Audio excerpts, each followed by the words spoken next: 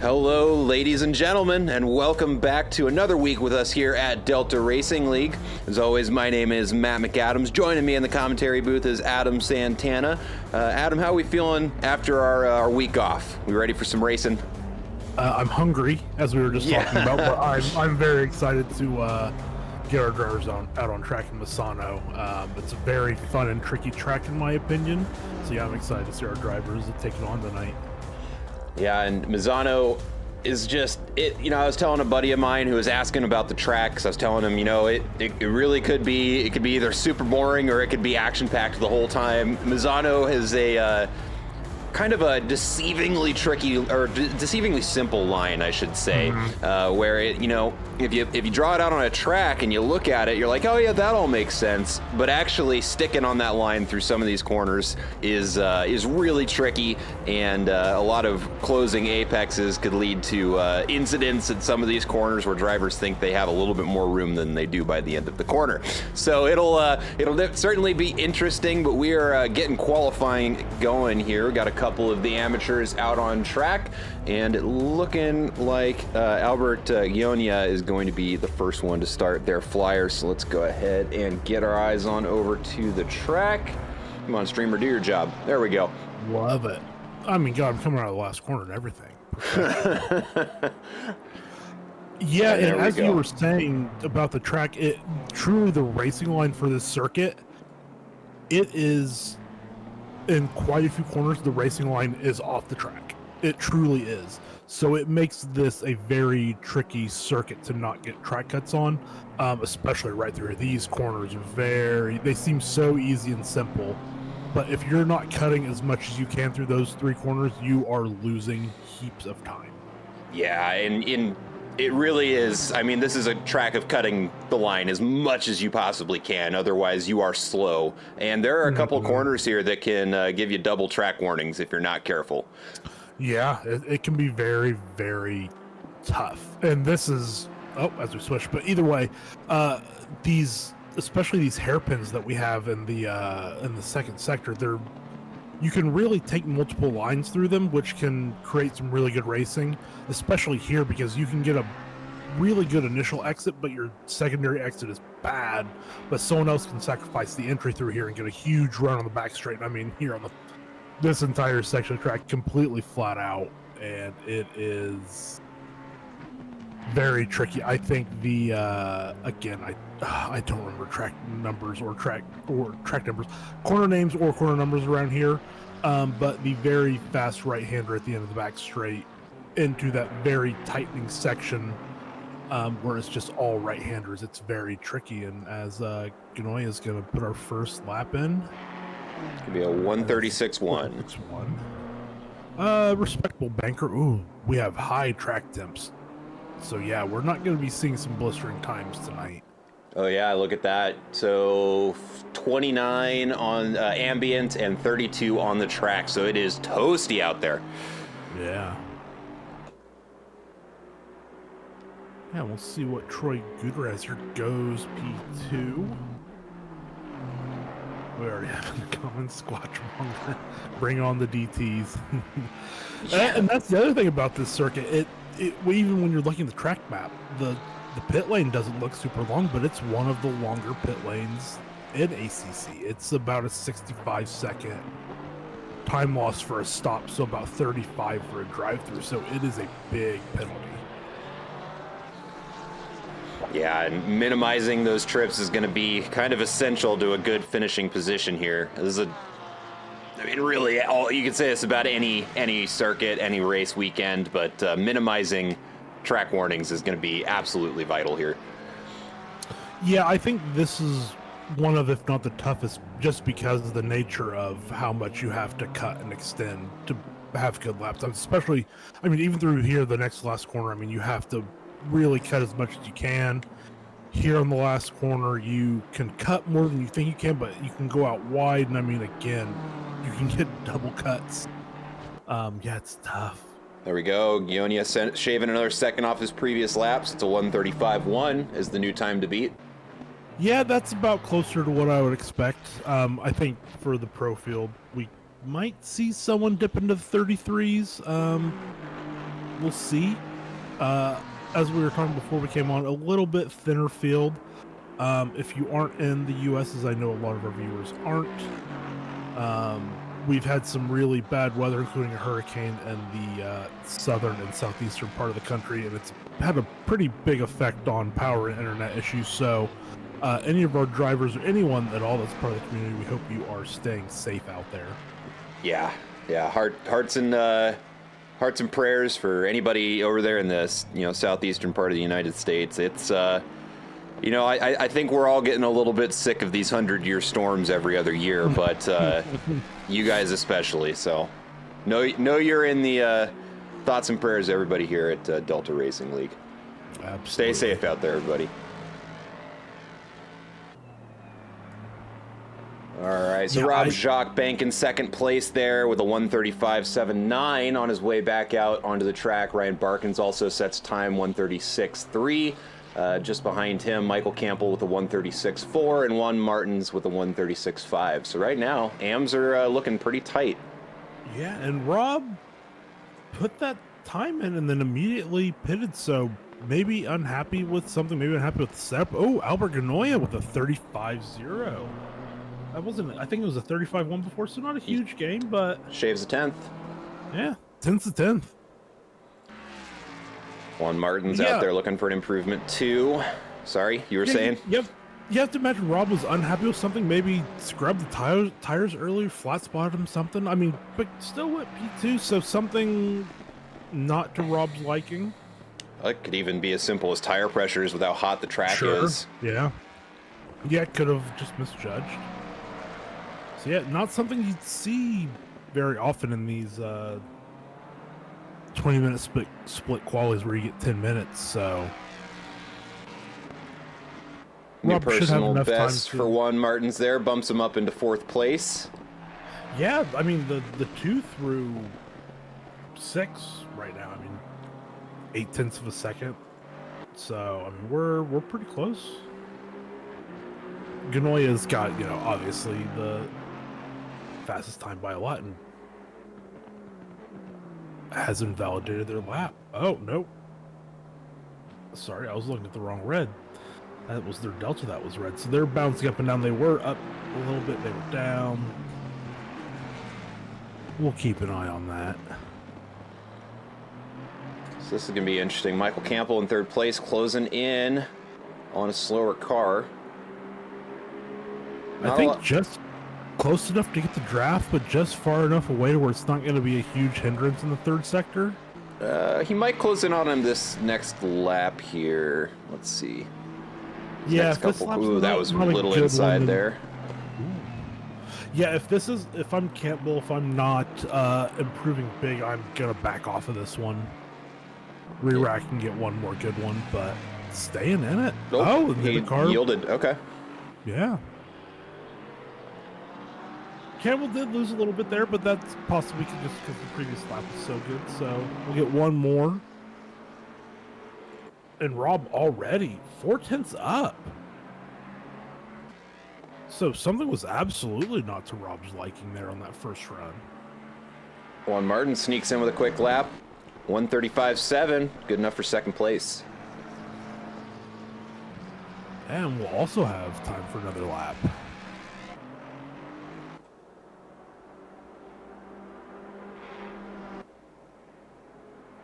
Albert Gionia looking to make one more improvement here as, he will have enough time for another lap. Correction there. There's still another 50 seconds before he's out of time, and there's definitely not 50 seconds a lap left here, so we'll see maybe another flyer out of Gionia here before the pros get out. Yeah, it's going to depend on his fuel. Oh! Ooh, a little loose there. As much as he was ringing out of that, I think he's out of fuel. No, he... Yellow flag. He pulled it off. Oh, yep. Okay, yep. I couldn't tell if he was getting over to get off track or not yet. That makes sense that he was fueled for that many. But Martin's almost 0.6 up. Juan Martins could take over the provisional pole here. Yeah, just needs a couple good corners here. We need to see 0.7 in the Delta. There it is. We see the purple border. Little on exit though. Got to stay flat through this corner. Look tidy, but lost a little bit. Can get a lot here, but it's not going to be enough. It's going to be close, but it's not going to be enough. Off by just 0.13 of a second. Wow. But that's going to be easy second place for him, and he is out of time. See, I think that's Ryan Barkins crossed the line here. Yep. With a 1/10 gain. He's going to hang on to 5th place. Yeah, decent time gain, but no positions. But that, of course, could be a difference as our pros are starting their outlap.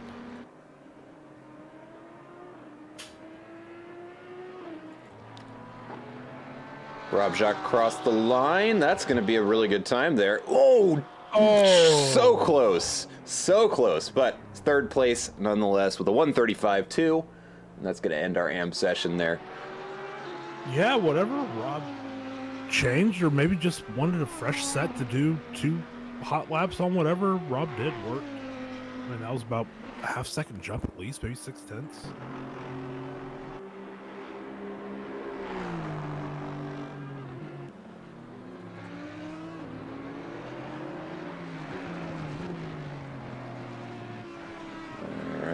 Ross Sparrow going to be the first pro on the flyer lap here, and that Audi is looking very quick.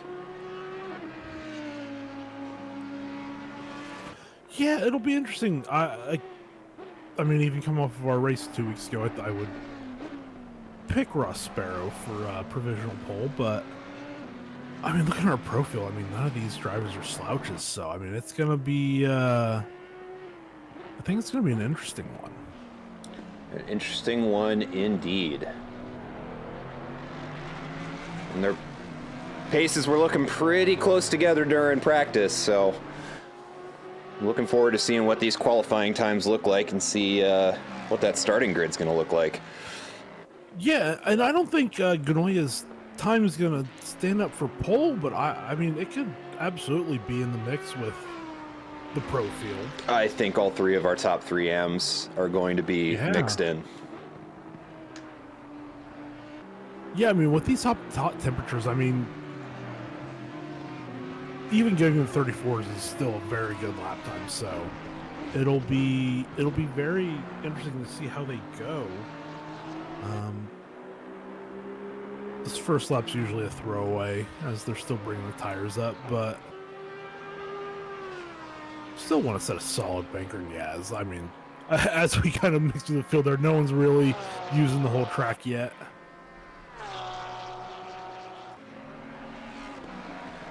All right, we're about to see our first lap time.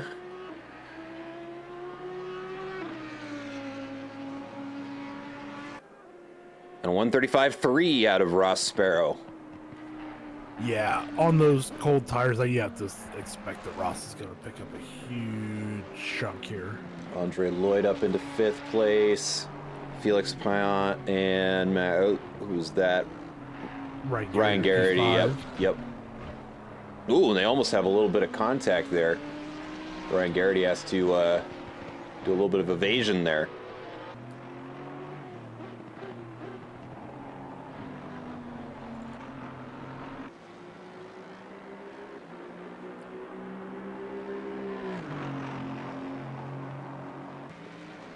Andre Lloyd right now looking at almost a half-second improvement. Best on the field so far.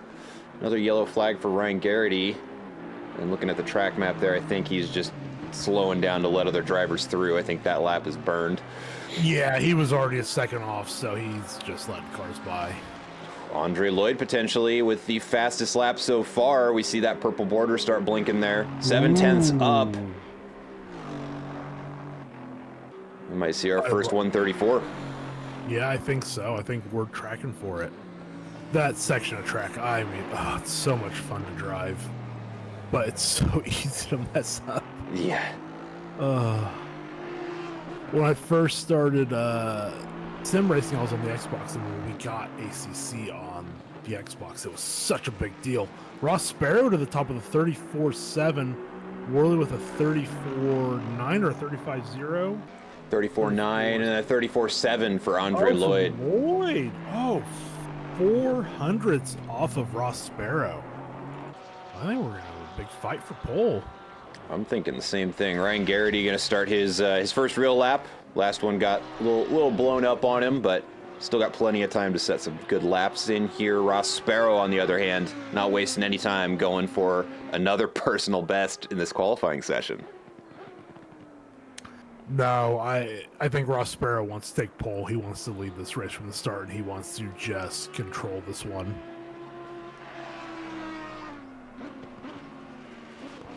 And with the 3/10 gap, 4/10 now at this point, I mean, if he starts this race on pole, he's going to be very, very tough to beat. Felix Payan also looking here at an improvement, 4/10 up.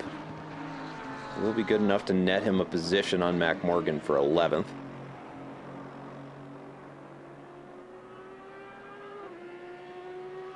Yeah, still a lot of lap to go, so we'll see if he can pick up more. I'd expect Felix to be a bit higher up, but still the rest of this lap not picking up too much time at all. Ross Sparrow going to cross the line with another best lap of the session, 134.5.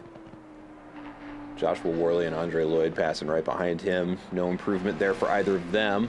Ben Burchett looking at an improvement here, 3/10 up as he rounds the final quarter second now. Ryan Garrity also looking at a pretty big improvement, 7/10 up on their lap now. Yeah, Ben up to P3. And Garrity will go up to P3 as well, passing Burchett. Yeah, and look at those relative times on the side there, folks. This is going to be a really tight grid. All the way down to P8 within a second. Yeah, and Garrity had 2/10 immediately there. Early on the lap and faded away a little bit. But we'll have time to do one more after this lap if he can't improve.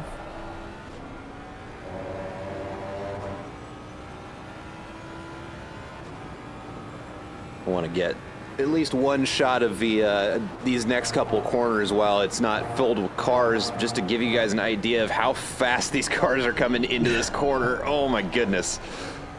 Yeah, and as we stay on board with that, the sector split times. I think this is showing best. Okay, it is best. That was their last lap, is what it's showing on screen. Okay, I'm looking at race control. Okay.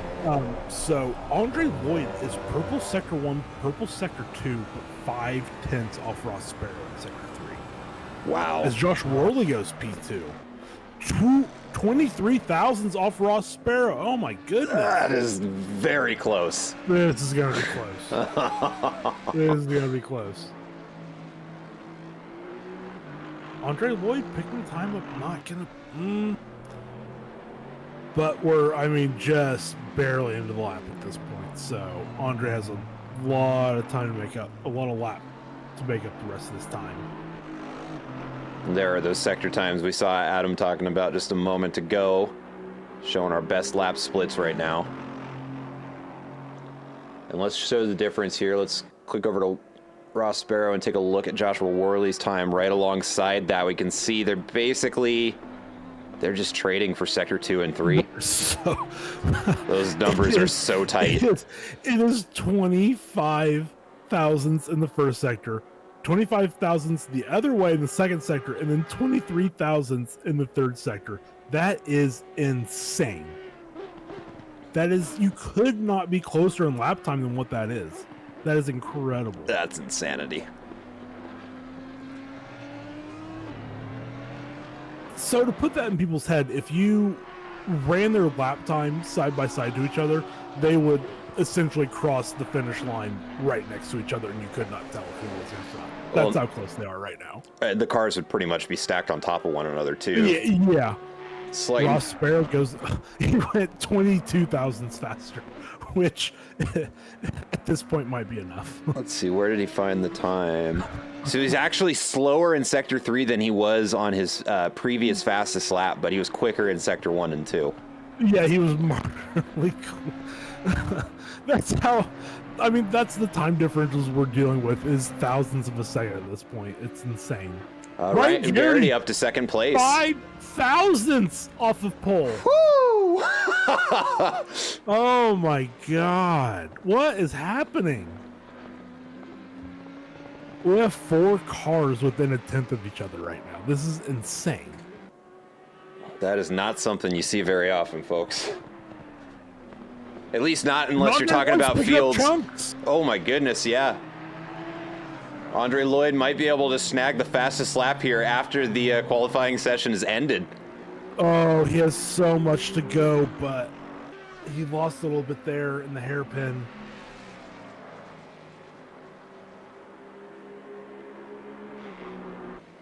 He's not out of this at all. He's just gonna have to nail this next corner.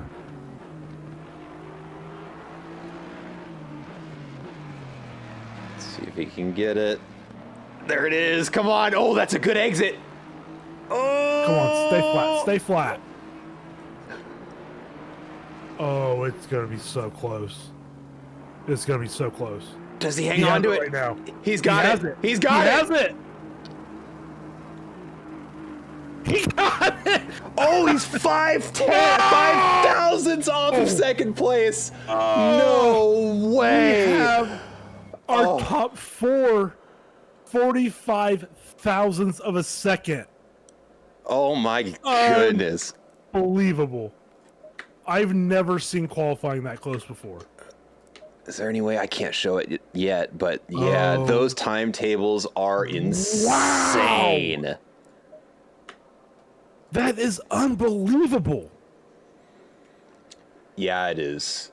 It is very rare to see qualifying that tightly stacked on top of each other. Unless we're talking like fields of like 30, 40 cars, you might see it that close. Yeah. But for 15 drivers, my goodness. Oh, man. It does not get much better than that, folks. All right, well, let's real quick, let's go ahead and take a look at the grid as it stands. Let me get this kicked off here. I gotta pull the time back a little bit on that. There we go. Should be starting. There we go. Ross Sparrow, our big winner of the qualifying session, finishing in P1. And okay, we are going to see, let's see, it was a 134.495. 5 thousandths of a second behind him is going to be Ryan Garrity in the number 56 Ferrari. Let's see, Andre Lloyd, 0.107 off of first place, or of the next car. And then Joshua Worley, just 45 thousandths of a second behind him in fourth place. Ben Burchett, only 2.5 tenths behind Joshua Worley in that qualifying session for P5. Right behind him, Albert Ganoia is going to be in P6. Juan Martin starting off next to him in the number 12 Ford Mustang. Rob Jacques going to be starting in P8 in the number 213 Porsche. Love that Buc-ee's livery. Felix Payant starting in P9 from number 29 Audi. Next to him going to be Michael Campbell in the number 79 Ford Mustang. Love the blue and red on that one too. It's a good look. Mm-hmm. Ryan Barkins in the number 72 Ferrari. In P11, in P12 going to be Mac Morgan in the number 42 McLaren. Another really clean-looking livery there. Troy Guter in 13th place in the number 13 Aston Martin, rocking the Budweiser livery. Jim Grimes in P14 in the number 48 Aston Martin, and starting in the back, a late join, but made it to the grid, Trey Morgan in the number 32 Ford. Love to see you made it. All right, let's make sure everybody hit drive. Not have anybody starting from the pit lane. Oh, no.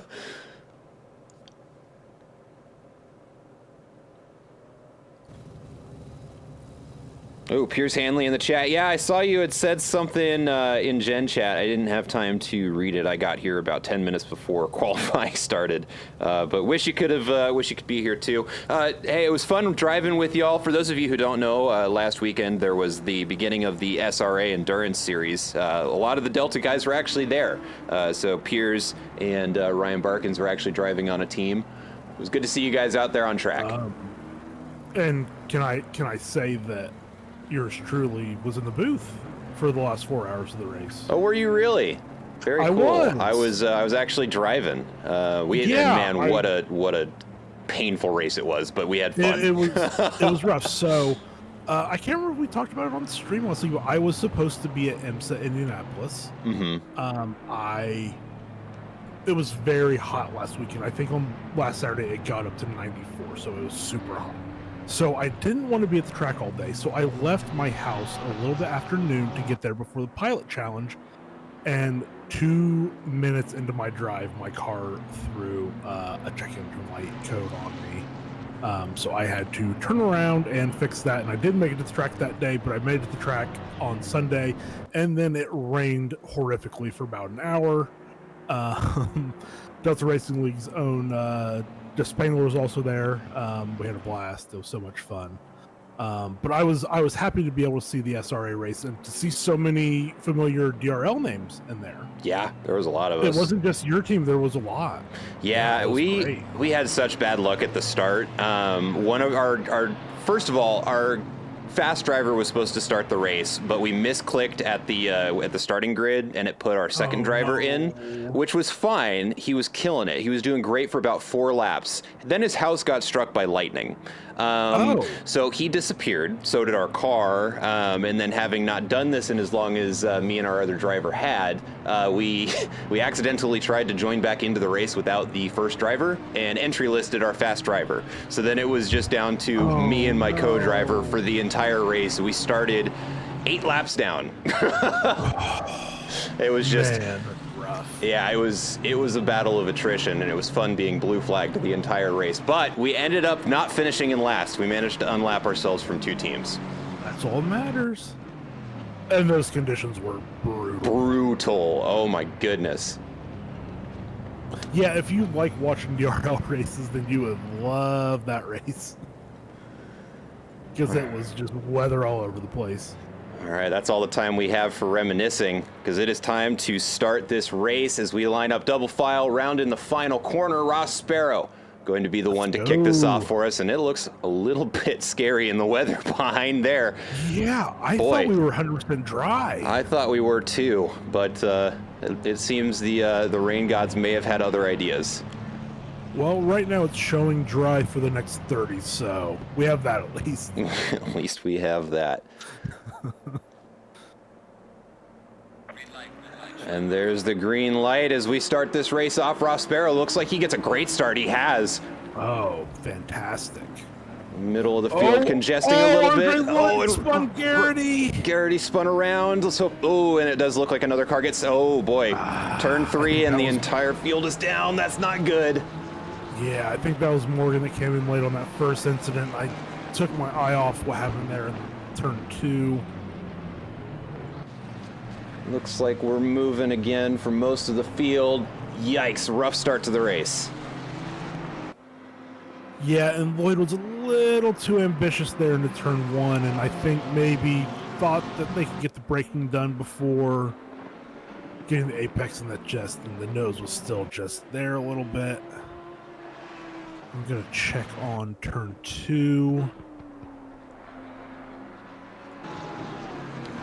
Yeah, I think that was just from people trying to avoid that incident. And oh man, yeah, quite a Piant went around. Ben Burchett got put around, but got put back around the right way. Yeah, there's a lot going on there. Oof. Ooh, Ryan Barkins loses it, just following a little too closely, manages to go off track without collecting anybody. Careful on the rejoin there. That's one where if you... No. Oh no, that's not good. Michael Campbell collected there.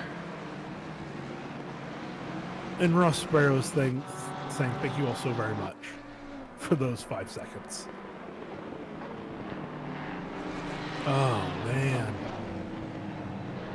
Ben Burchett right up on the back of one. Martin's there fighting for P2. See Ryan Garrity starting to make his way through. He's found Joshua Worley. Yeah, maybe gonna get the move done here. There we go, through turn 4. Yeah, Worley didn't fight it too hard. Well, this is going to be exciting. Burchett on the inside gets the move done, but it looks like Ganoia wants a piece of Juan Martin's, and he's still keeping his nose in it, but Juan Mart's going to keep out in front there, coming down into turn 9. Yeah, Ben with that Porsche power out of the corner. I was thinking maybe that the Mustang was moving out the ground. I mean, the Porsche just drove out of that corner.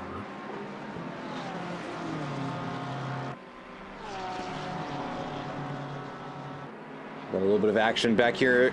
Got a drag race between Troy Guter and Trey Morgan. Ooh, nearly side by side coming around turn 11. That's gonna be Andre Lloyd right behind him, trying to make up some ground since the start of the race.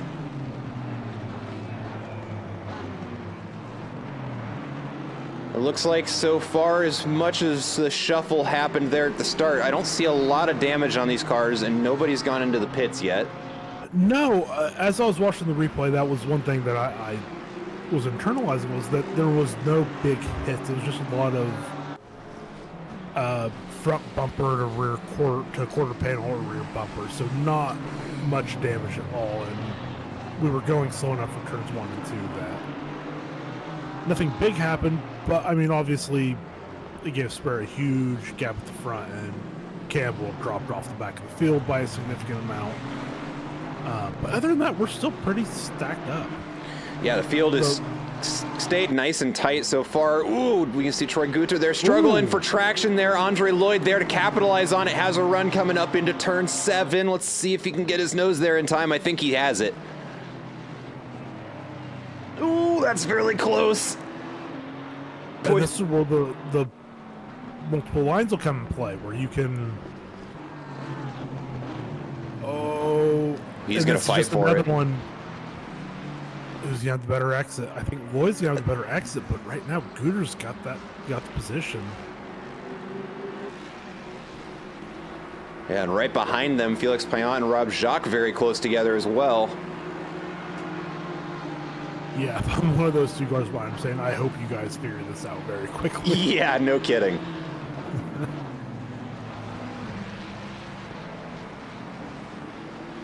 And Ross Barrett, I think that's like his 4th fastest lap race already. Him and Burchett have been trading him. Yeah, okay, in second place. Yeah, not a huge gain for Ben on the lap, but I mean, it's at least something. Never know how the rest of the race is going to go. Ooh, Andre Lloyd going to maybe try to sneak it through on the outside, hangs the rear out, and he gets it done. Nicely done. Now Felix Payan wants a piece, coming up into turn 4. And he's going to stick it through. Done. Yeah, I think that the dam has unfortunately broken for the King of Beers. Yeah. He's still got one more car to try and defend against here. Rob Jacques gonna have a time getting through there, but let's check in on this. Ryan Barkins and Joshua Worley coming into turn 10. It looks like they're also gonna catch up to the back of Mac Morgan there in the McLaren. Ryan Garrity through. Ryan Barkins through. Now Joshua Worley gonna be the last one to try and make it happen.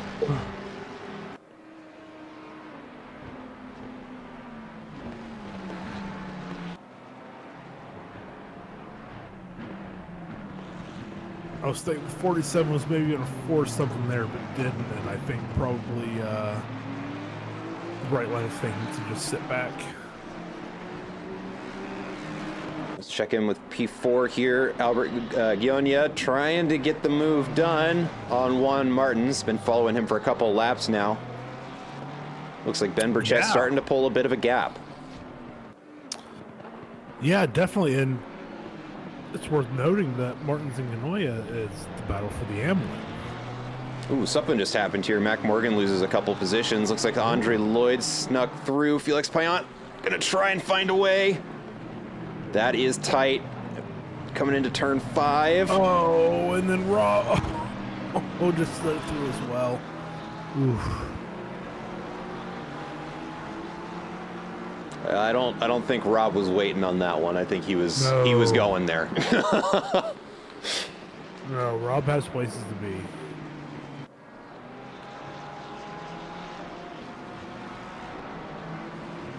I mean this part of the field, they're so packed together, and they're not. I mean, even with us being mixed up with some faster drivers out there, they are just stuck together.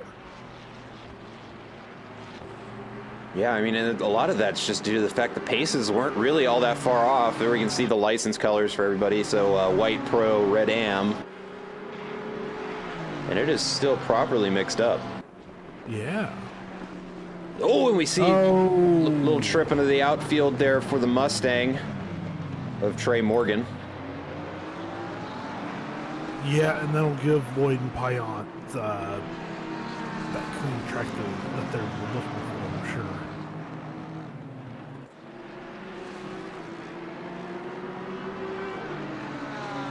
Let's go ahead and ride on board here with Rob Jacques. They're coming down the front straight into turn 1. You can watch this battle for P8 from inside the car.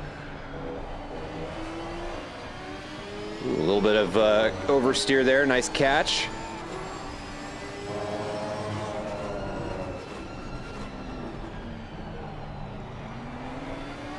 Yeah, and it's not like Rob, even though he's, in the end, he's not super far off these guys pace-wise, but I would say he maybe even seems to have a bit of a pace advantage. Yeah, I mean, you're not, when you're in this close of a battle, it's not because you're slower than the guy in front of you. A lot of times you're staying this close to him because you're trying to get past him. You're just not quite that fast. You're pretty much right on top of each other.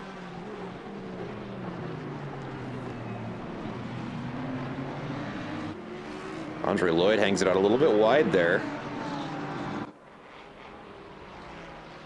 Yeah, and that's one of the saving graces of that corner. If you happen to brake too late, is you can just kind of take that wider line and still get a good exit to make sure that you don't just get freight trained on the back straight, but it's totally dependent on what the car behind does as well. Ross Sparrow, the first one to dip into the 134s this race. Yeah. Oh, man. Yeah. Took a half a second out of Ben on that lap, so Ross Sparrow is controlling this race magnificently right now. Let's look at those last lap comparisons for Felix Piant and Andre Lloyd, and my goodness, that is close. 15 thousandths of a second. We're back to these thousands of a second differences, folks.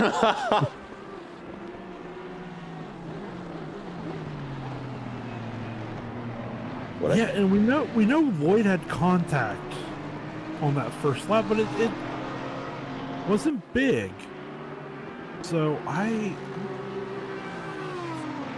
necessarily not pulling away from Piant isn't a huge surprise in that, as I say that now, Rob is dropping off a little bit, but maybe at this point it's just Andre Lloyd is just getting into the rhythm now and is really dialing that Aston Martin in. Let's take a look at the last couple laps here. So we throw up the last 3. I mean, yeah, he's getting quicker. Yep.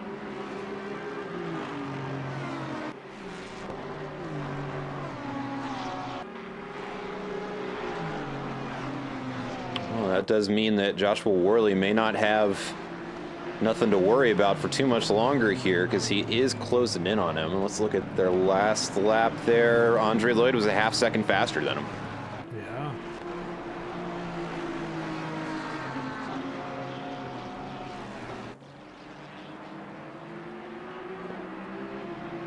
Piant with a huge exit there of the last corner. That's going to put him in striking distance coming into turn 1. Oh, he backs out of it, though. Probably a smart decision. Yeah, it's a really tough corner to overtake. Oh! Andre Lloyd there almost loses the back end there on the curbing. But Felix Piant has a similar mistake. And that's letting Rob Jacques right back into it.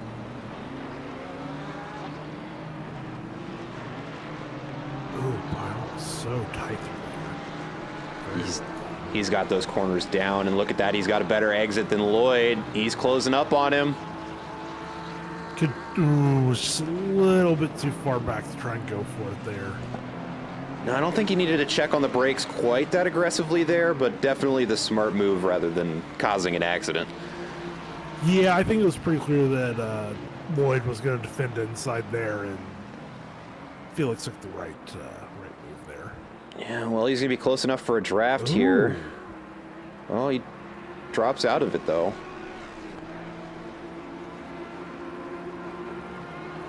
Yeah, it almost looked like Lloyd had a wiggle and Pilot had a great exit, but then it just completely stalled out. He's still keeping him honest, though. I mean, he's really not gaining too much on these corner exits against Lloyd, or Piant, I mean. Oh, Lloyd in. Lloyd in the pits. All right, so we have our first pit stop there at the, I guess, almost 15-minute mark. If I had to take a guess, I would say that Lloyd maybe guessed wrong on tire pressures and was really low. That's just a guess. It's possible he did pick up enough damage there that an early pit was warranted, but it didn't look like it. Just looking at the car and the way he was driving, the car looked good. Oh, whoa. What just happened? I don't know about that. Benjamin, somebody just joined in 8 laps late. Yeah, I believe they joined us the last race or the one before. And I don't think you get, even with the entry list, I don't think you get locked out. Interesting. I think if you're as long as you're in the entry list, you can still join in. Well, we'll keep an eye on that. Well, yeah, anyone who would contact about it is in the race right now.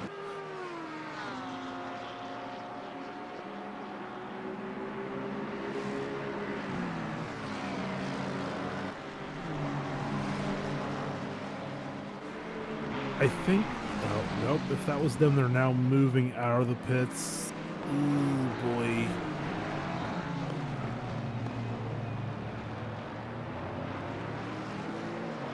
Unless that was Lloyd's, I think that was Lloyd stopping.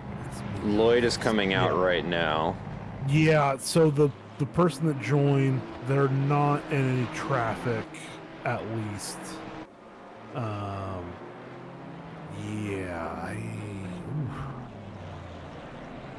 Lloyd goes wide there. Yeah, he came out in between a battle between Garrity and Barkins. That was, yep, because this pit lane's so long. Yeah, so we're looking at, what was that, like a 95 second through the pits there for him. So 30. So he was repairing damage. He was 43 and a half seconds on the jacks, so he was fixing about 13 seconds worth of damage there. Yeah. Michael Campbell go, oh no! Oh no! That was the Mustang shrugged that off. Yeah, it did. What in the world? McLaren just booted into the Shadow Realm. Man. Let's take a look at that again here. Yeah, that Mustang at Campbell, it just didn't even budge. So he has a, wow, he really pulls in that McLaren there. And then what happens? Oh, I think it's more of a racing incident.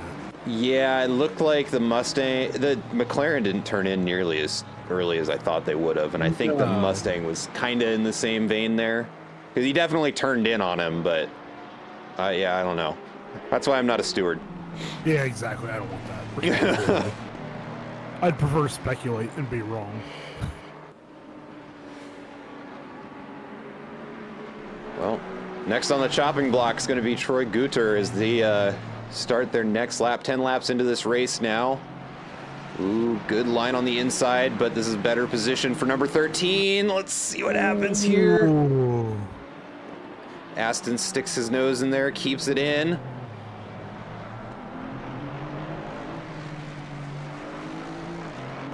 We've also got Felix Piant caught up to Joshua Worley now.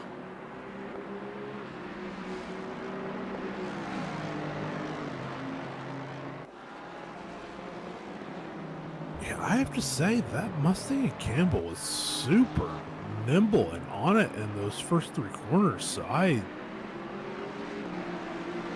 especially with the way the rest of these corners go, I have to think. Oh, Jim Grimes is around the wrong way. Yep, turn 2 has it towed back to the pits. And now here Campbell's goes with that grunt for the Mustang, but oh wait, tighter through there, through that corner. And not really a corner to overtake in. Too far back in the hairpin.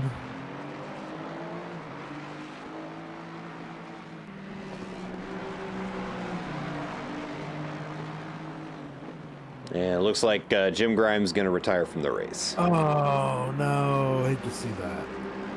All right, let's check in on Felix Payan here. Rob Jacques into the pits now. Yeah, getting a little early. I don't know if Rob had damage from the first lap. I think so.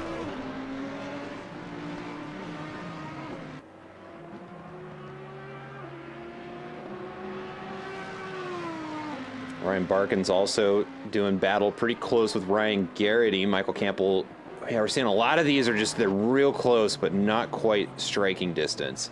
So you can take a look here, Juan Martins and Albert Gionia battling for P3 right now. Ross Sparrow up in P1 pretty much with that, it had a great start right when the green flag dropped and avoided all of the drama that came around it. But right when we stopped looking, Juan Martins is off track.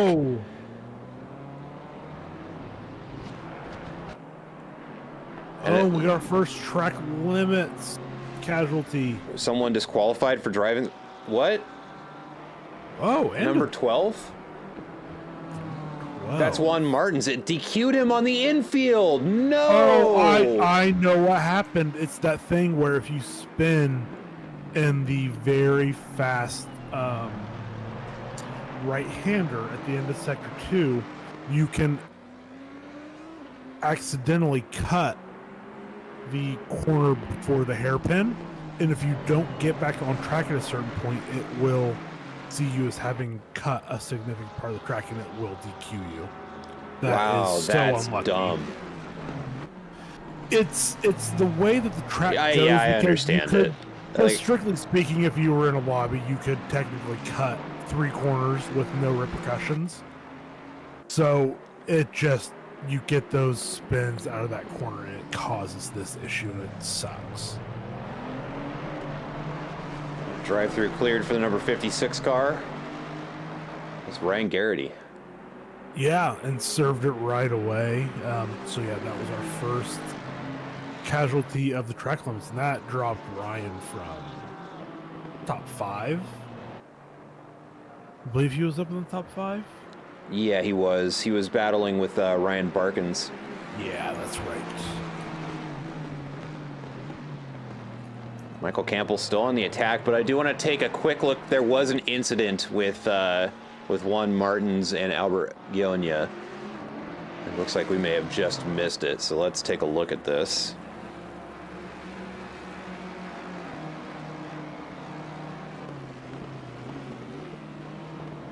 Yep, just lost the back end.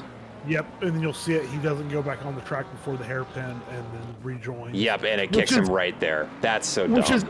Which is exactly the right thing to do there. Mm-hmm. That's totally the right thing that you should do as a driver, is to slowly rejoin and rejoin where they rejoin. So it's very unfortunate. Big move there by Michael Campbell back in turn 14 there. Moves himself up into P7. Yeah, well done. Now we got 3 Mustangs in a row. American Power. We'll see what they can do.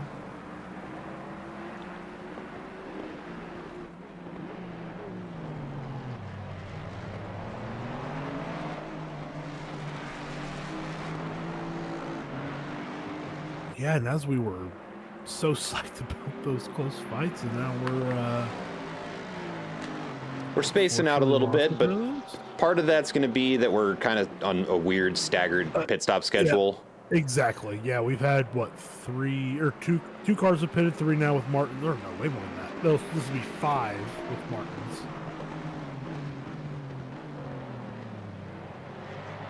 So yeah, like I said, some early stops, but this will even itself out in the second half of the race. Especially with someone like Ryan Garrity, who's going to have a lot of time to make up from that drive-through. He's going to be fighting like hell from P9, so... Damn, speaking of fighting like hell here, Michael Campbell looking to make another position up here. That's a little inside. Oh, no! That, you can't do that. That one's going to be reviewed by the stewards. Yeah.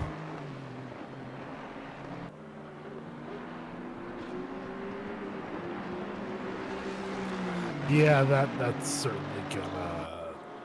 Unless we didn't see a great angle, but it looked pretty cut and clear from our angle that was just the tiniest bit of a misjudgment. So, let me take a look at our predictions here.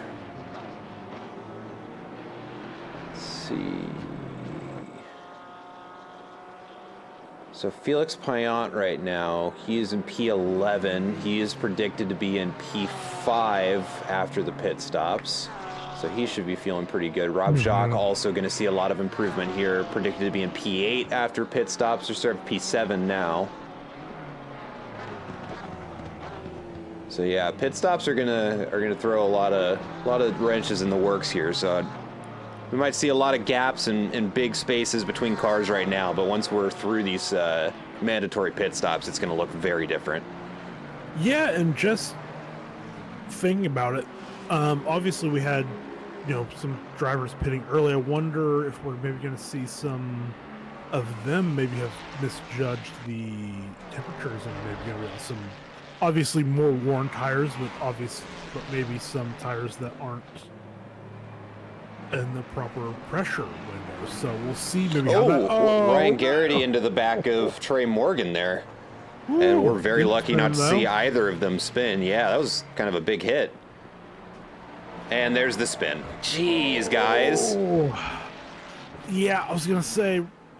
I think Ryan was trying to get back over the left part of the track to take his pit stop. Yeah. He was so aggressive. Yeah, I still one of those where maybe just lifting, tucking behind the other car, as much as you hate to lose that second or however much, but at least they came out of it alive. We can say that much at least. Yep.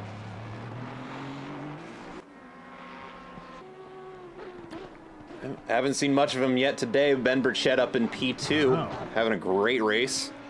I mean, you start P5 and you're just not cruising in P2, obviously, because, we're fighting light at this point. It's not an easy track, but yeah, you kind of got to love that. Starting with P5 and you're just having a nice P2 at the moment. You're not necessarily out of the win. Sparrow could get a drive-through. He could have a bad stop. There's a lot left to go. Yeah. We're gonna Gionia not very far behind in P3. He can at least see Ben most of the time. Yeah, there we can see him in the background of that shot there. Following behind him, Ryan Barkins in P4, up 7 spots since the start of this race. So that early mayhem at the start of the race, very good for him. Joshua Worley into the pits now. Michael Campbell up in P6. Trey Guter in P7, up 6 spots since the beginning of the race. Yeah, Trey Morgan. Well, I guess that's all provisional because they also haven't served pit stops yet either. Right. So that's bound to change. Yeah, Garrity served his pit stop and came out a big gap behind Andre Lloyd, but with that drive-through, not a big surprise there. I mean, 12 seconds isn't insurmountable with still half of the race to go. And Ryan's going to have much fresher tires. Yeah, but it does look like he's elected not to fix damage, so hopefully that's not going to impact him too bad. Honestly, the worst of that damage, I think, maybe came from branding the Mustang there right before pitting. Mm-hmm. But even the front end, it looks fine. No flashing lights. They're all on. Definitely roughed up a little bit. The whole car is a little roughed up, but...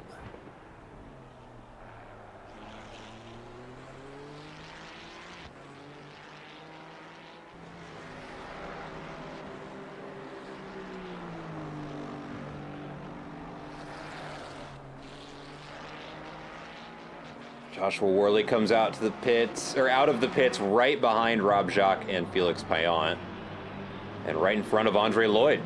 Oh, wow.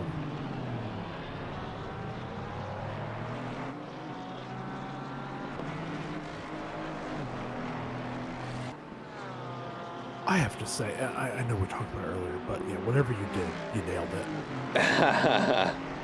Looks Glad. fantastic. Yeah, I know. I've fantastic. been watching it on my phone in tandem while we've been streaming. It's looking a lot better. Been getting real nerdy about studying how all the different little encoders and settings work. So it's I know too much about OBS now. It didn't look bad before, but this looks incredible. Yeah, it smoothed it out a lot.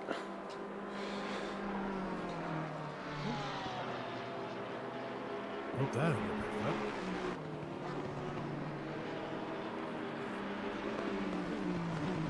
picked up. Michael Campbell into the pits now, or is in the pits.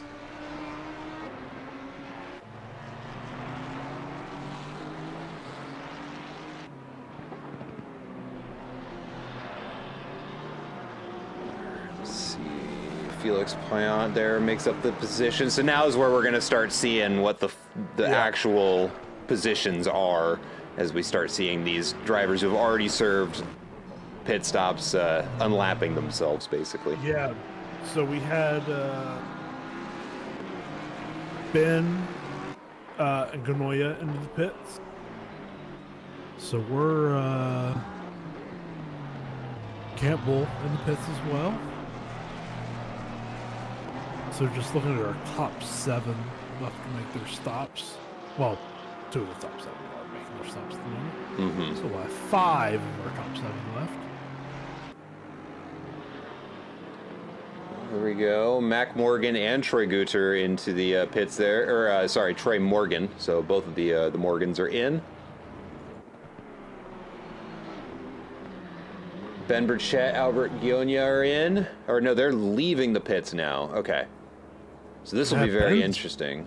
Ben is trundling to the exit. It's so long once you get to what you think should be the pick set, and there's the line right there. Okay, so he comes out in P4.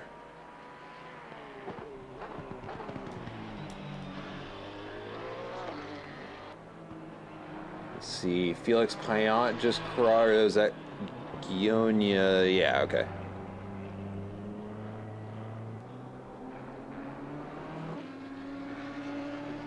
See now, Ryan Barkins is into the pits now. So this is where things are going to really start getting spicy. So we still have 2 cars that need to serve pit stops. So it's going to be Troy Guter in P3 and Ross Sparrow in P1. He's going to, let's see, where is he? About halfway around the track now.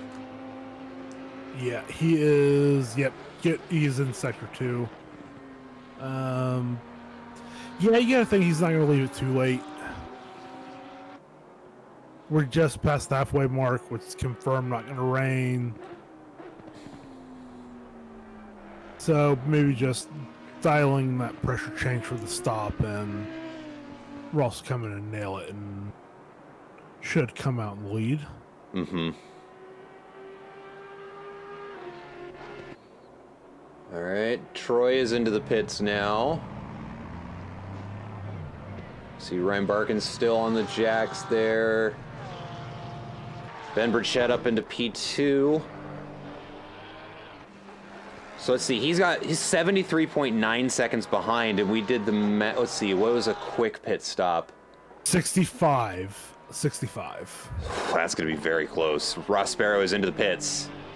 Yeah, because if he doesn't nail it, or maybe fixes damage or anything, I mean, Ben could be there. We'll see. Ben also has warm tires. Barkins is out. Let's see, where's Felix Payan?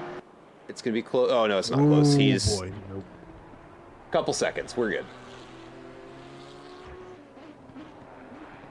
Let's see, Ryan Garrity may get another position here while Gooter's on the jacks.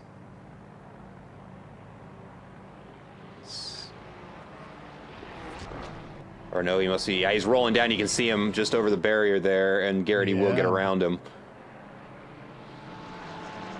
Oh, but 13 gets a stop go 30 for speeding at pit lane. That's going to be Troy. No. And he has another trip through pit lane on his to-do list. Oh. Man, you hate to see that. I mean, just if you discount that penalty and assume that Gooter finishes right there, would be P4 in the Anfield. I mean, that would be a very good finish. That's... Ugh.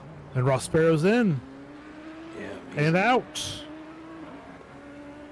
And I mean, Burchett's yeah, just into P2 or turn 2. So yeah, about a 5-second gap, 6-second gap's going to be between the two of them. Oh, growing. Round 8. That's about to be expected with the warm tires for Ben compared to the cold tires for Rospero. So That's about to where lose about a second in that exchange makes sense. and it's about where the gap was too before the pit stop started.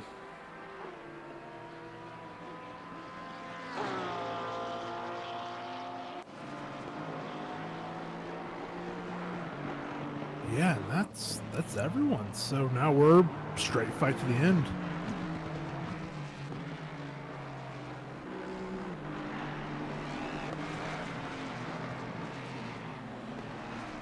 And Troy's in to serve that stop go 30. Yeah, that's gonna drop Troy, I believe, gonna be to behind Trey Morgan to P13.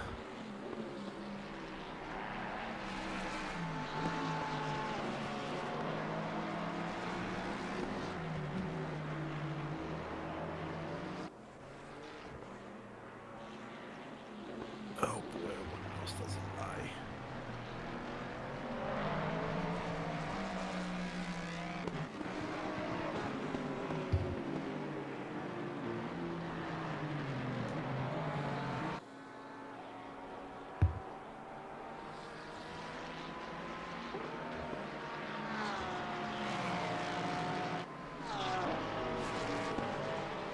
Worley trying to pull in Rob Jacques now.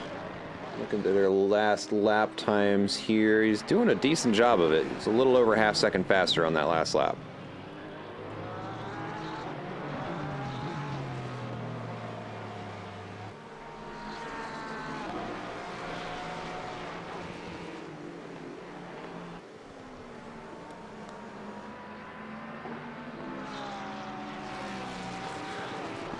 Alright, number 13 has cleared their stop go 30.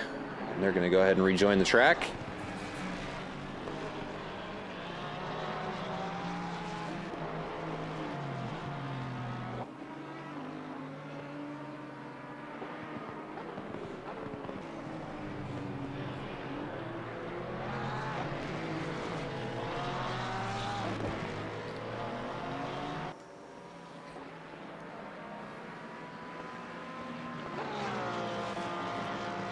Benjamin Jones into the pits now.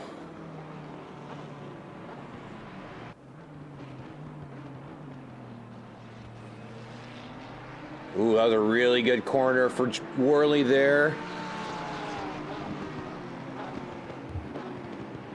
So we see that Matco Tools Mustang closing in on the Porsche.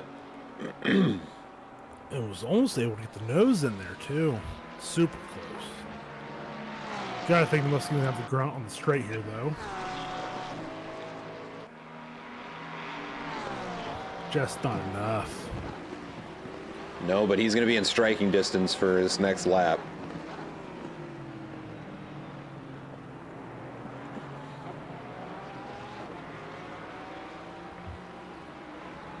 Yeah, just trying to think where does the Mustang get by a Porsche around here, and it's obviously the first thing is, you know, Porsche makes a mistake, but other than that, I just don't know if the straights are long enough for the grunt of the Mustang to overtake the nimbleness of the Porsche. No, especially not through sectors 1 and 3. So like he's really got to get it done in the middle of the track where there are those straights to work with, but we can just see how easily the Porsche can stay in front of this Mustang through the twisty bits. I mean, the gap double, almost seemingly. Obviously, some of that, is the pacer. Ooh, a little bit out on the curbs there. Oh, what is going on? Why are... ACC things. Yeah, somebody teleported back. Oh, yep. Everybody's still driving, right? No. Maybe someone's having connection issues. Oh, it was Juan Martins, maybe. I don't think so. Well, he disappeared off race control. Oh, now he's gone. So maybe it was. Maybe it was Juan was joined and then left again, so. Anyways, like we were saying, get to Sector 2 where the straights are, and that Mustang will catch up, and sure enough, as we come to the end of Sector 2, he is within a quarter second of that Porsche again. It's just not enough, though. Oh, someone else with a drive through the 32. It's going to be Trey Morgan. Oh, no. Oh, we also lost... Benjamin, yeah. Yep. Benjamin Jones. Yep. All right, half-second gap going into lap 23. Or I guess it'd be lap 24. If he can just keep him close through Sector 1, he's got the pace in Sector 2. Yeah, I think this is a little bit closer than Worley has been on previous laps. I think it's, it just jumped to a second, but man, it's so hard through there if you can't keep the pressure on through those corners to even have a thought down this straight. And he's much closer than previously, that's for sure. So this is where you have to pile the pressure on. Mm-hmm. A little too much pressure there. Goes out wide, but it looks like he's got the speed. Oh, it worked out really well. And here you can hang around with the different... Oh, they both take very different lines. The Porsche's a little bit of a wiggle. Mustang's right there, though. The one thing with passing on the straight is you have to be so forceful. Oh, and it doesn't even matter. That overspeed. Yep, and that's just the grunt of that Mustang there. He finally linked it up going through Sector 2. Yeah, nailed the braking there. I mean, that's the easiest thing to do when trying to pass someone that back straight is to not brake enough going into that fast right-hander. And yeah, very done by Joshua Worley. It's going to be very hard for the Porsche to catch back up to him now. And yeah, on the last lap, 1.1 seconds faster. Yeah.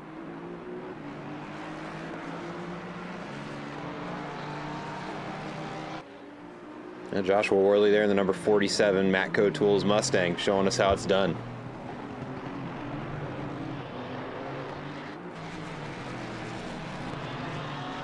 And Rob, he's not fully out. I mean, yeah, the gap's getting bigger at this point. So yeah, you're gonna have to see how much Josh stretches his legs on the back straight at this point now. So we'll see how that gap grows. But I was gonna say I think they're on similar pace, but I don't know if that's the case at this point. We'll see on the next lap. They're catching up to, okay, Ross Sparrow with the new fastest lap of the race, 134.8. And they're catching up to Trey Morgan, or is that Troy Guter? Man. Yellow Full that was Guter. Yeah. And he lets them both through. Yep. And as you see, Ross Sparrow with the fastest lap of the race at a 34.812, and Ben Burchett did a 34.820. So Ben is keeping Ross very honest at the front, but just not enough to eat into that gap at all. It came down a little bit after the stops. I think it came down about a second, but it's been pretty stable. So I mean, Ben obviously has some good pace, but just that gap that Ross was able to get on the opening lap with the chaos is making a huge difference. Not to say that Ross couldn't have won without it, but it certainly helped. 8 thousandths of a difference on that last lap, though. Yeah. And you can see him on the same camera shot, which means Ben can see him out in front. Yeah, and honestly, that is so. It's so demoralizing when you can't see the car that you're chasing in front of you, and that is another track cut to the 79. It's going to be Michael Campbell.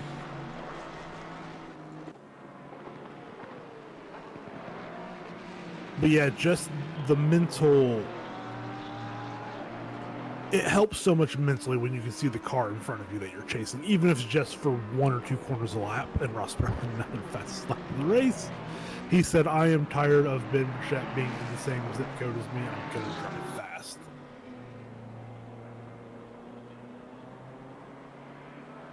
And yeah, Ben must have had an issue on that lap to 35.7, so well off the pace of the previous lap. So Ross is in control of this one. To give you guys questioning that. Another fun fact there, top speed difference on that back straight between the Mustang and the Porsche is 5 kilometers an hour. Ooh, that's a big difference. Now, we've seen this difference before in what we're seeing. Okay, so for me, 6K on the fastest, so okay. fast, it's not current. So, pretty in line with what ACC TV's picking up as well. They must record around the same part of the lap. Yep. Was that last race, or was that at Bathurst where they were recording it just like completely? It was Bathurst. Yeah, it was the 3 hour. Yeah, yes it was. Yeah, where it was like giving us like 5 kilometer an hour difference. Yeah, it was very strange.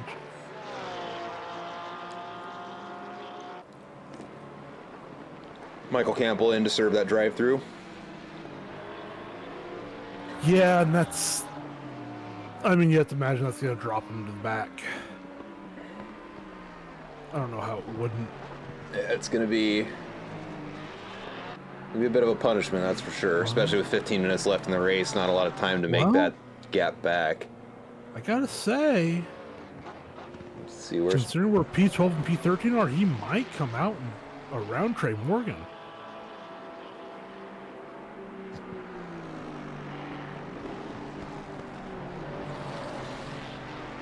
No, he's out. He'll be good. Yeah.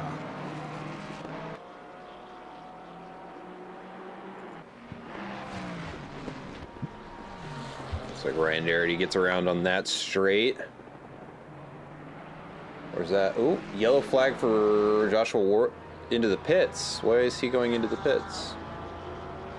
Is that for drive-through? Doesn't have a penalty on him. Yes, he does. Oh, yes, he does. Whoa. He has a drive-through. We just missed it.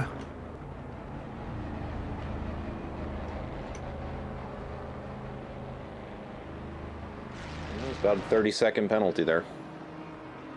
Well, it's going to be even more. He's still got another 10 seconds of pit lane to drive through. That is a bummer for Joshua Worley. Drops him basically into last place. Yeah, having a rough night.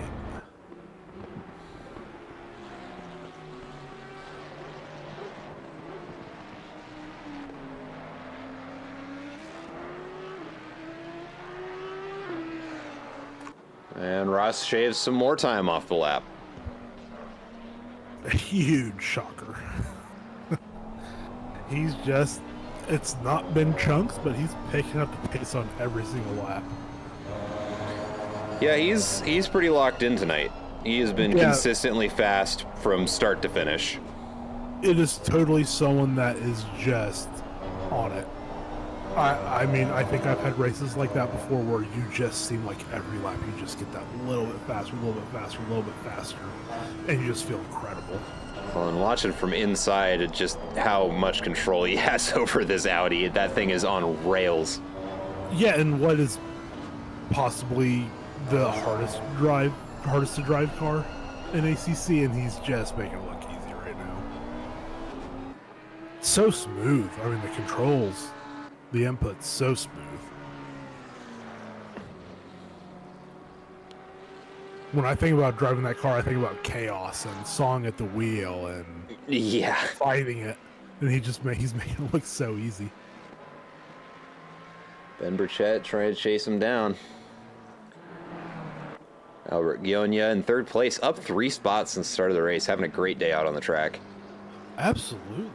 It's going to be Michael Campbell behind him. Ryan Barkins coming around. He's got the meatball flag. Yeah, so is. Oh, The lights are off. It's a bug. Oh, yep. I Yep. wonder if he maybe. Yep. Yeah, it's just the game.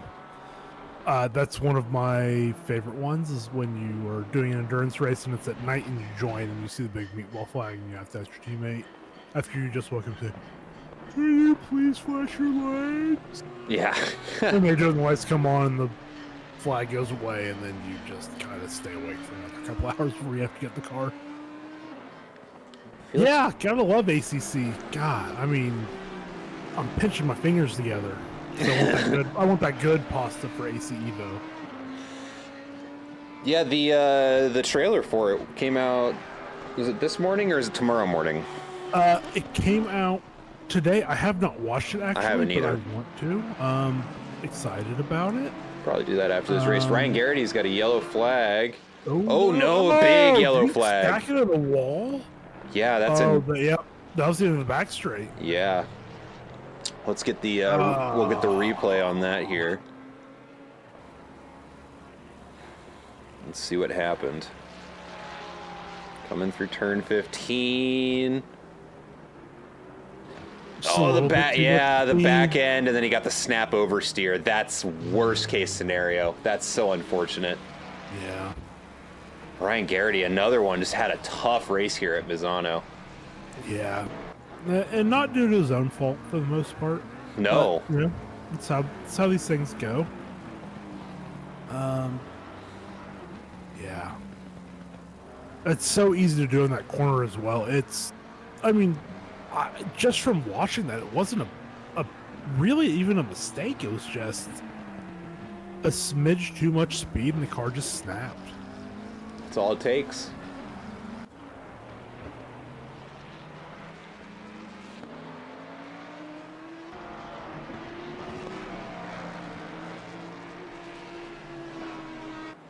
Ten minutes to go here at Misano, 30 laps in, and it's been an exciting one so far. Big accidents right at the start of the race, and then a lot of good racing to follow. A couple unfortunate incidents with just picking up too many track penalties, and now we're looking at the final stretch of this race here. And it has shaken up a lot since the very beginning. Let me throw up those position deltas just so we can kind of get an idea of just all that's happened here. Yeah, I think... Yeah, not as crazy as I thought. Well, I mean, yeah, we got +3, +3, +7, +4, +2, -4, -4, -7. Those are big moves. So, yeah, I mean, Barkin's the biggest mover, up 7 from 11th to 4th. I mean, it's huge. Garrity with the unfortunate incident on the first lap. Started P2 down to P9. And then Burchett and Genoya both up 3 positions in the second and third. And then we have Troy Guter, the anomaly of the field, the unicorn. Started 13th, running 13th. Lucky number. Yeah. He's also in car number 13. Oh, whoa! No, he's not. He is! That's insane. Truly, this is a true fact. My freshman year of college, which was my first of 2 years of college, I didn't graduate. I lived on the 13th floor of my dorm. There you go. And it wasn't even one of those fake things where they called it the 14th floor. They called it the 13th floor. And nothing like truly horrific happened the entire year, but it was always in the back of your mind. Yeah. We did have an earthquake, which we don't get in Indiana. We had an earthquake, and it literally woke me and my roommate up. Jeez. It was kind of crazy. That was a very new experience for a Midwesterner to have an earthquake.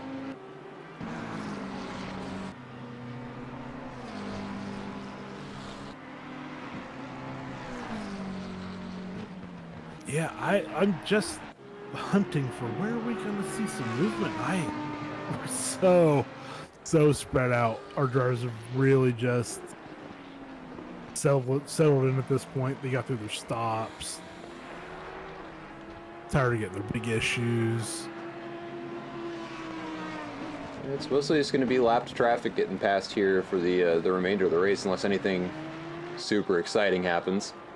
Yeah, and I would say the biggest talking point for the championship is Ganoia and Barkin's P3, P4 overall, and Rob as well in P6 overall, because we score points per class. We don't score per class, we score per overall. Mm-hmm. So our AM field getting P3 and P4 overall, they're getting P3 and P4 overall points. So this is huge for their championship.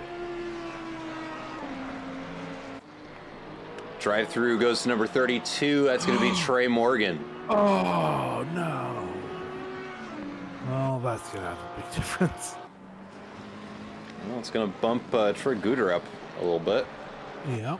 And let's see here. Oh, Pierce Hamley commented, so bummed I missed this track. Would have much rather missed something else. That is awful. I hate that. I've had that before in championships. Like, yeah, I would love to skip a race, but the one I have to skip is my favorite track. And the one I have to race on is Laguna or something awful like Laguna. I like Laguna. It's one of my favorites. My issue with Laguna is that in my opinion, for a racing circuit, you should not have the super tough track limits, which they have, or in ACC, what they have, coupled with the inside sausage curbs. I think that is a very unfair thing to have. I think it's one or the other. Now, on some of those corners where they have the big sausages on the inside, they have extended track to where it's not sand right off the track, which I think helps. Obviously not in ACC, because they'll never, ever, ever, ever go to Laguna Seca ever again to scan it again. Mm-hmm. But yeah, that's my problem with Laguna. That's fair. It's not, I don't inherently dislike it. I think it's like the turn 5 and 6 where you have just that super huge sausage and the super tough exit restrictions. But that also makes it why it's such an interesting track as well. So I see it both ways, but yeah, I don't love it. That's fair. And also, where are we at next week? I'll look at that if you don't know. I got it right in front of me. Hold on. Uh-oh, Ryan Garrity off track there for a sec. Oh, yeah. Not his favorite evening. Coda. Oh, God. Yeah, Coda's going to be interesting. Oh, God. Oh, boy. Yeah, that is... Any track that has a section of track that makes Formula One cars look clumsy isn't my favorite. And that is basically like the first 4 quarters of the third sector. Even F1 cars just look stupid going through that part of the track. It's a tough one. Yeah. Especially, the only time I've had fun driving there in ACC were in non-downforce cars. Because honestly, a lot of those corners, you aren't going fast enough to even benefit from the downforce in a GT3 car. So it's just like, I'd just rather have none. Exactly. Yeah, I think I agree. The first time that I raced on Coda was for a series that has previously been well known for their endurance racing and just having big grids and big series. This was at the height of 1.8. I was, I thought for a second he was doing that on purpose. And then he almost ate the wall. Wow. Yeah, I think he just got a little upset there, and the traction control maybe didn't do the best job of keeping it planted there, but it doesn't look like it was too consequential for him. No, it wasn't, but that's very weird to see in the M4 because the traction control in that car is so good. Mm-hmm. But yes, to make a long story short, myself and my teammates, we qualified for the top split of a multi-split endurance series. Some very incredibly fast people, including some people that have raced in DRL before, that are very fast. We ended up in that split, and We got 6 drive-throughs for track cuts in 12 hours. 6. That's, we still finished. We finished P24, but we had 6 drive-throughs. That's a rough time. It was not fun, and it's obviously at some point you have to point at yourself and say, "Yeah, we're doing a bad job." But if you get 6 track cut warnings, even in a 12-hour race, there's something a little bit wrong with the track limits. There's just something a little. Now, thankfully, our drivers, with it being I think a very good lap time, well, in race pace, probably like a 2-minute 4. They're only gonna have to do about like 28, 29 laps. Big move there by Trey Morgan. He's gonna trade spots there with Troy Guter. It's not over yet, though. Guter on the inside has the easier defense, keeps the number 13 car out in front. Guter defended that like a pro. Held the line, kept it tidy. I mean, good racing by Trey Morgan as well. Oh, and Trey goes a little bit too wide there. Yeah, and this is after serving that second drive-through penalty. It puts him out right behind Troy Guter. So Troy Guter there making up a position by not having penalties. Although, well, no, because Guter had a stop-go 30. Yep, absolutely.